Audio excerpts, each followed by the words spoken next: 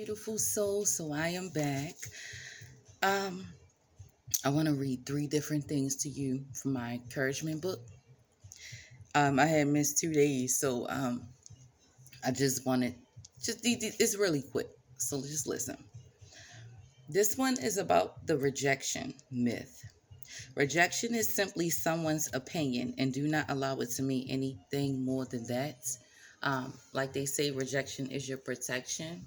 Rejection, to me, in my opinion, is basically like somebody sometimes might mean you're not good enough, or you're less, or you're not specifically what they want or interested in. So they'll reject you for what they believe is better. I remember I made a video about I think, hold on, Ivy. I was talking about more and less. So most of the time somebody reject you, they feel like you're less, or you're not enough, or they don't need you. It's like a discard, you know. So don't feel any type of way when you're rejected. I mean, I'm not saying, I mean, it's going to happen regardless. It's natural because you're in the human body. But at the same time, when I think about all the times I had experienced rejection, it felt funny at first, but as time go on, I realized that I can do without certain people. I realized like it was the best decision ever made, and the veil will be removed from my eyes so that I can really see who people really are. So a mantra for impermanence. My situation is temporary. Nothing is permanent, not even my problems. So believe that and know that. You know, like we all go through stuff. It's always going to be a storm that come, and the sunshine is always going to come out after the rain. You got to know that, and you got to think about all the times that you did get through other things, because the things that you don't even not even thinking about, that you probably got over 5-10 years ago, you have gotten through it. So if you can get through that, you can get through this. Give your heart room to speak.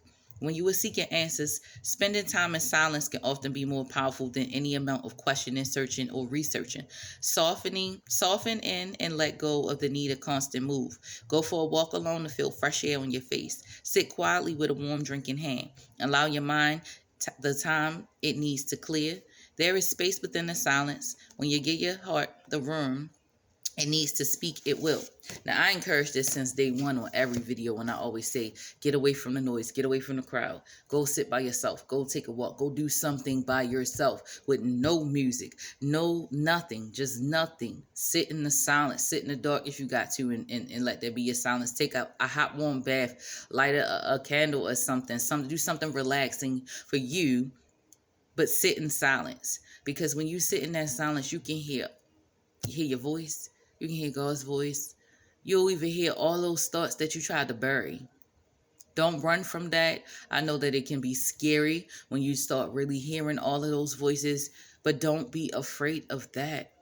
These are the things that you don't listen to because you're so busy always calling a friend or always hanging out or always around somebody. Yes, we are supposed to connect. We're not supposed to separate. But when things are going haywire in your life, when ain't nothing going the way that it's supposed to be, that's the moment when you got to sit yourself down and go within. That's what I'm speaking of. I'm not encouraging anybody to separate because no, we're supposed to unite. That's what this channel is for. I'm here to unite with you. I'm here to help you as well as I'm here to get help myself, you know. So I'm just sharing the knowledge and the things that I've learned and experienced with you all because I know how to deal with things a little differently than what I used to maybe 10, 15 years ago. I'm not that old, but I have experienced so many things in my life, things that usually somebody at my age shouldn't have experienced, but I have, and I'm thankful for it because it opened doors for me to be a blessing to somebody else.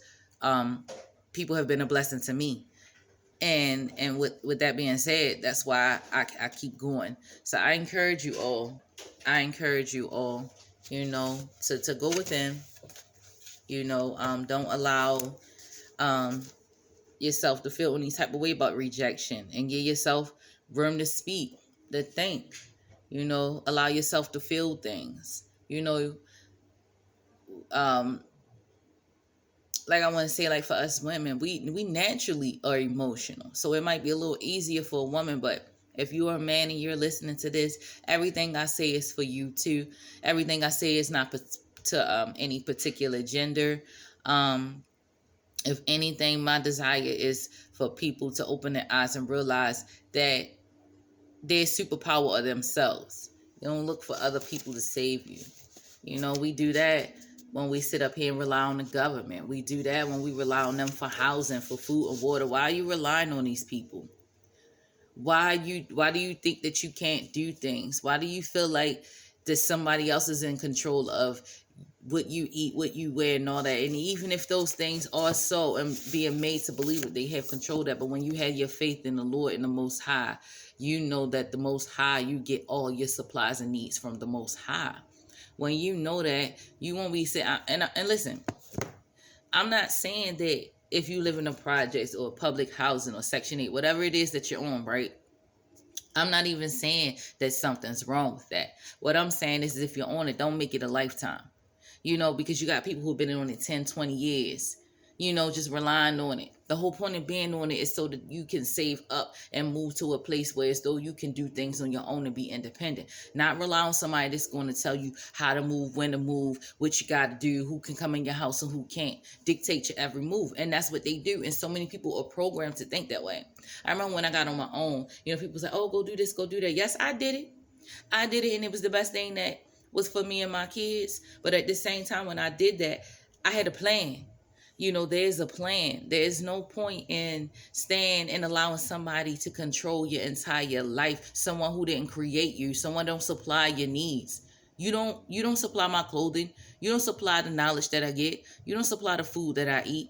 You don't supply my thoughts. You don't control none of that. You don't even control the numbers on my head. You don't control anything. You don't even control my mouth. The Most High controls me. So with just saying that and knowing that, y'all, don't be mad when people reject y'all. Just know the situation is temporarily, and give yourself room. Forgive yourself. Allow yourself to feel. Go through these things. Think about these things. Come up with a plan and decide which side you're going to be on. Decide if you're going to be down or decide you're going to be up. That is totally up to you. That is not up to me. I'm hoping that you wake up today, that you get up off that floor and you get up and you pick up your cloth and start walking. Just start walking. Take the steps that you need to. 1, 2, 3, 4. Take those steps. It's not easy, but plant that one seed. That seed that you can plant is that seed of acceptance. Plant that seed of doing. Do something new today. So with that being said, beautiful souls, until next time, let me help you, and together we can help one another. Peace and blessings.